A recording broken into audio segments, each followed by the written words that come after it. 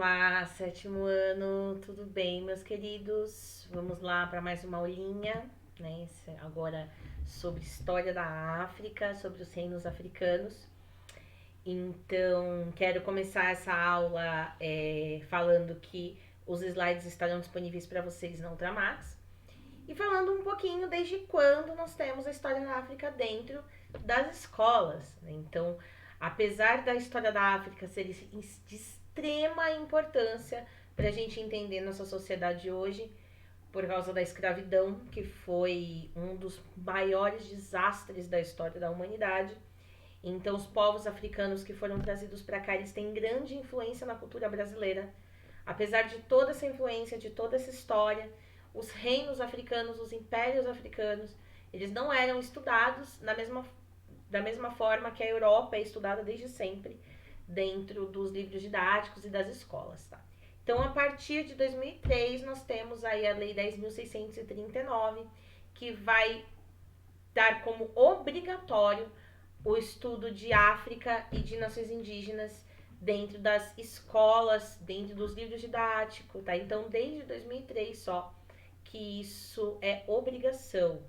Então, como nós temos isso agora, ainda bem, temos a história da África um pouquinho mais presente. Ainda não o suficiente, mas um pouquinho mais presente dentro dos livros didáticos, tá? E das escolas. Mas vamos lá, né? Estudar esse legado, o que tem a ver com a nossa história e a diversidade de reinos, de impérios, de etnias que nós temos ali dentro do continente africano, tá? Então eu vou começar com esse mapa para mostrar para vocês. Esse primeiro mapa aqui mostra todas as etnias que nós tínhamos no continente africano. E aqui em vermelho, né, desse do lado, como que os europeus dividiram essas etnias em países no século XIX, numa matéria que nós vamos estudar aí um pouco mais para frente, no imperialismo. Mas olha só o que eles fizeram. Pegaram povos completamente diferentes e colocaram no mesmo território sem respeitar as suas diversidades étnicas, culturais e linguísticas. Então isso é muito sério dentro desse contexto, né? Porque nós sabemos que a partir do momento que o europeu entrou dentro da África, a história da África modificou completamente. Hoje nós vamos estudar antes da entrada desse europeu, para vocês verem o desenvolvimento, né, do continente antes disso. Aqui nós temos alguns reinos e impérios africanos que nós vamos estudar, alguns deles, não todos, mas vários que são de extrema riqueza e importância, então nós selecionamos alguns para ver hoje. Antes de tudo, vou dar aí alguns segundinhos para vocês pensarem quais dessas imagens vocês acham que é do continente africano.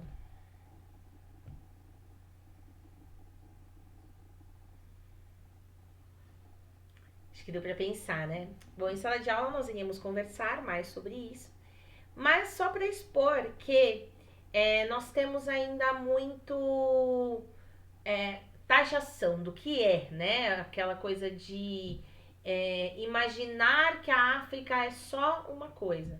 Primeiro, muitas pessoas falam a África como se fosse um país. Gente, a África é um continente com diversas etnias, culturas, línguas, costumes. Ixi, uma diversidade imensa, tá? Para vocês terem ideia, todas essas imagens fazem parte do continente africano, tá? De diversas regiões diferentes: savana, florestas tropicais, praias, montanhas, grandes cidades, pequenas cidades. Então, né, nossa diversidade étnica, nós temos aí esse grande plural do continente que ainda hoje tem muita gente que taxa como se fosse uma coisa só, tá? Então, primeiro começar essa aula quebrando esse preconceito, né, dentro de um continente tão amplo, com tanta coisa a ser estudada e conhecida. E também quero, né, colocar essas imagens para vocês terem uma ideia do eurocentrismo e da eugenia, né, presente dentro dos cinemas. Então aqui são filmes relacionados ao Egito, que é um império dentro do continente africano, que nós já estudamos aí no outro capítulo, no capítulo 5, mas retratados com pessoas brancas, sendo que o Egito, dentro de um continente africano, não eram pessoas brancas que viviam no Egito nessa época, né, refletida aí dentro do cinema. E isso está dentro desse contexto de eugenia, de um grande império que foi o Egito tentar ser relacionado com pessoas brancas por causa do preconceito, do racismo que foi estabelecido dentro do contexto da história da África, né? Eugenia seria isso, seria as pessoas, os europeus, os brancos e tal, se sentindo superiores por causa da sua cor da pele, de onde vieram. Então isso está errado. Quando nós vamos refletir aí a história da África, jamais poderíamos colocar, né, pessoas que não refletem a verdadeira cultura, a verdadeira essência dentro do continente, dentro do país, dentro da história que vai ser contada.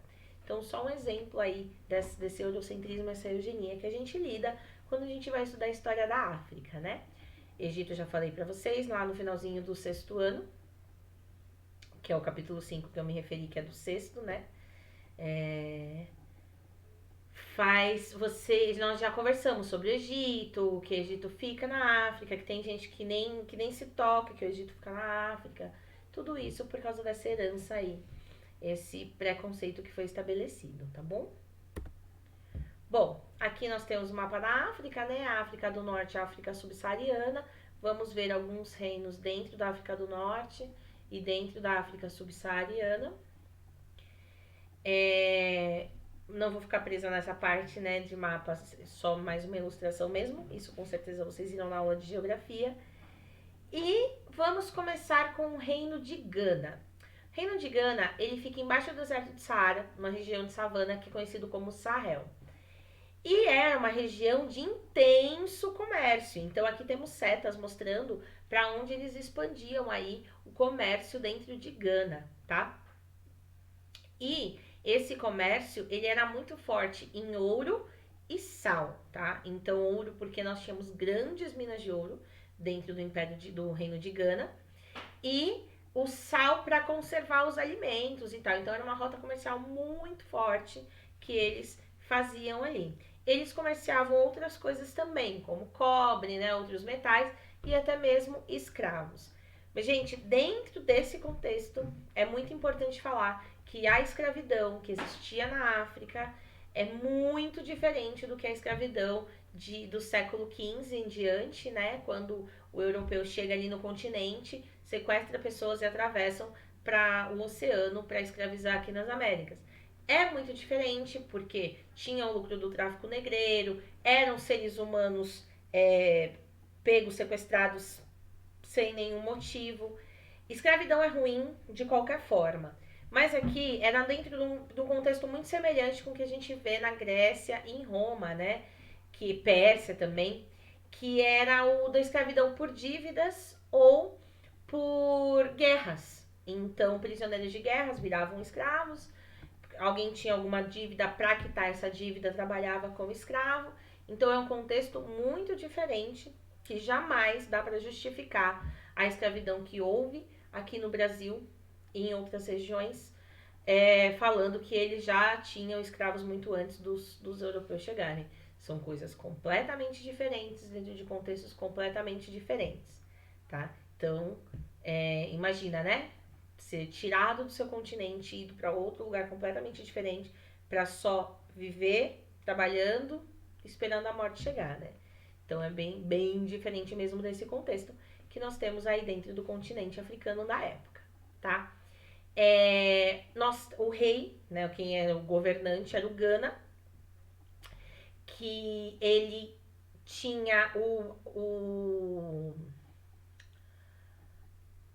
hábito, né, alguns Ganas, de se casar com mulheres de comunidades próximas sobre o seu domínio para fortalecer os laços, tá? Porque ele tinha o reino de Gana e algumas províncias ali que eram submetidas a ele, pagando impostos e tal, para ter benefícios. Então, com essas mulheres, ele acabava casando para fortalecer esse tipo de laço, tá? Então, Gana, uma região com forte comércio, com forte exploração de ouro, uma região muito rica nesse período aí. Duas capitais, Gambi e Kuomba Salé.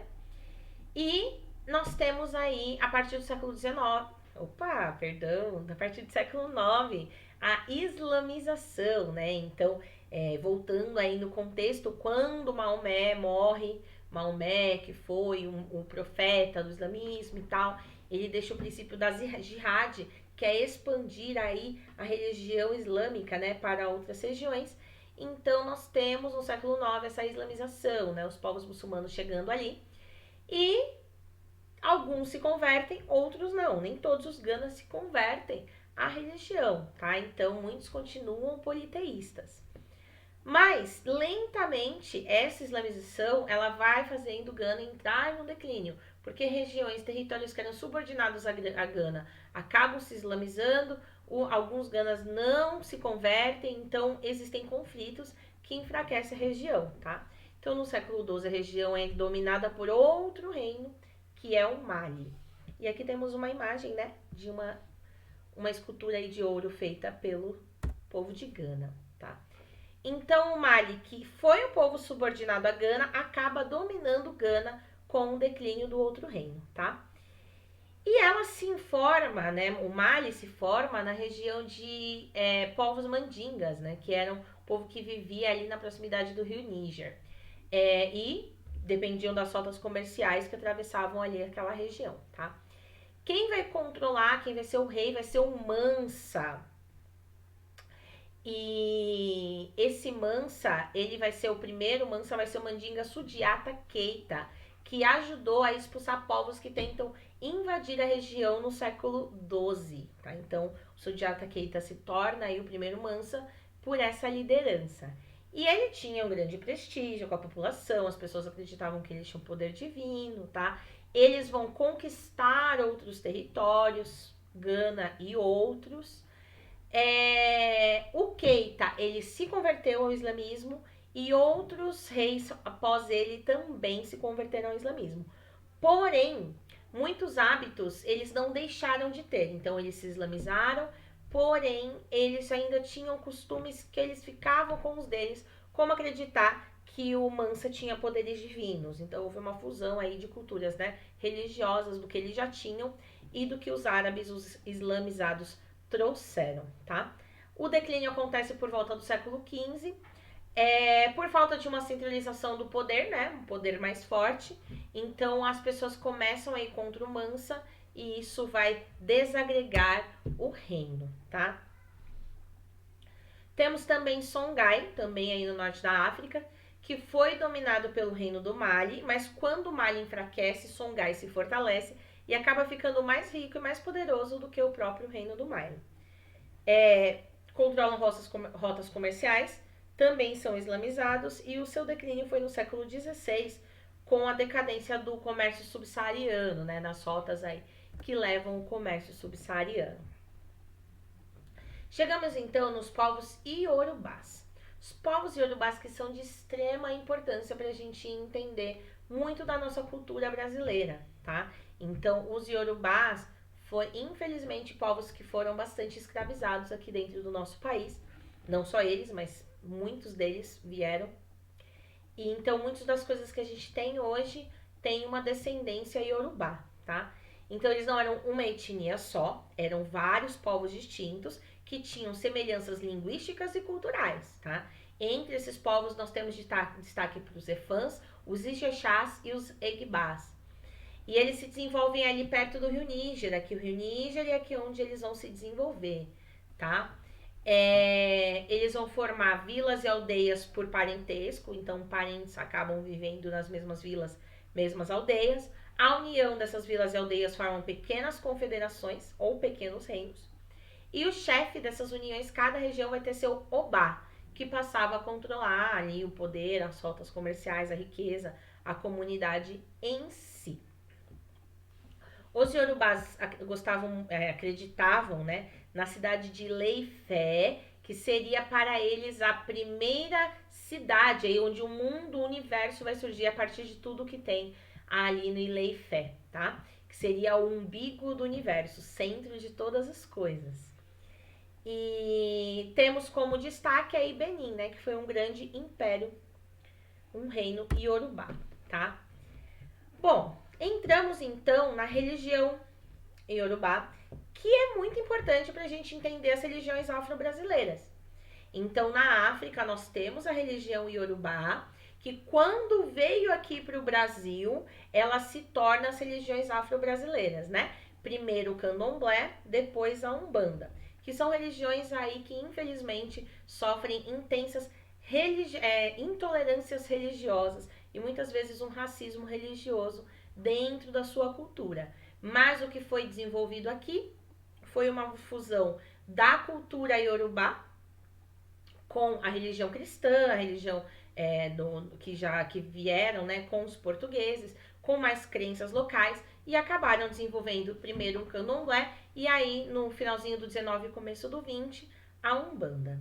Mas vamos entender, né, como que funcionava essa religião lá na África com os iorubás. Para eles havia um Deus supremo, Olodumaré. Então, eles não eram politeístas, eles tinham um Deus e diversas divindades, tá?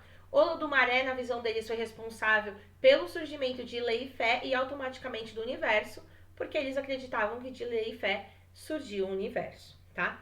E foi Olodumaré que criou os orixás, que eram várias divindades que representavam os aspectos da natureza.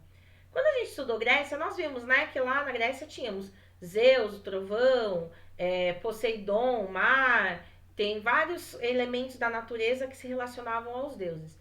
Aqui é muito semelhante, né? Nós temos deuses que são relacionados à natureza. Então, Oxóssi das matas, Iemanjá das águas salgadas, Oxum das águas doces, Iansã dos ventos. Então, nós temos aí vários orixás relacionados a esses conceitos aí da natureza, tá? O papel do orixá, então, era interceder pelos seres humanos junto com Deus Supremo, que era Olodumaré. E cada comunidade deveria seguir um orixá, que seria indicado por uma espécie de sacerdote, que para ele chamava de babalorixá, tá? Então, tinha que ter obrigações, oferendas, ofertas para o orixá que protegeria o ser humano de sofrimentos e de coisas ruins que poderia passar na vida. Então, seria um protetor, tá?